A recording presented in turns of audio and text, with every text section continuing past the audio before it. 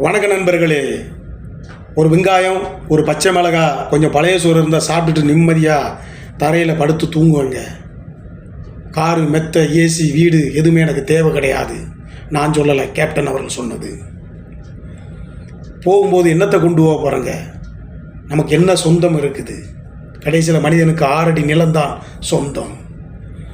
ஒருத்தன் செத்தா இந்த புதைக்கிற இடத்துல இருக்கிற மண்ணு சொல்லுமா? ஒரு புண்ணியமாக செத்துட்டான், அவனை சுமக்கிற பாக்கியம் நமக்கு கிடைச்சிருக்குன்னு அந்த மண் பெருமைப்படுமா, சந்தோஷப்படுமா? ஒரு பாவி செத்தா அந்த மண் சொல்லுமா? ஒரு படுபாவி வர்றான், அவனை சுமக்க வேண்டிய துர்பாக்கியமான நிலைமையும் நமக்கு வந்துருச்சேன்னு அந்த மண் தூற்றுமா? ஒரு மனிதன் எப்படி வாழ வேண்டும், இருக்க வேண்டும் என்று வாழ்க்கைக்கு ஒரு இலக்கணத்தை வகுத்தெடுத்தவர் கேப்டன் அவர்கள். மண்ணுலகமானாலும் விண்ணுலகமானாலும் ஒரு மனிதனை நிர்ணயம் செய்வது அவர்கள் செய்கிற தான தர்மங்கள் தான். அந்த வகையில் கேப்டன் அவர்கள் கோடிக்கணக்கான மக்களுக்கு செய்த தான தர்மங்கள் தான்.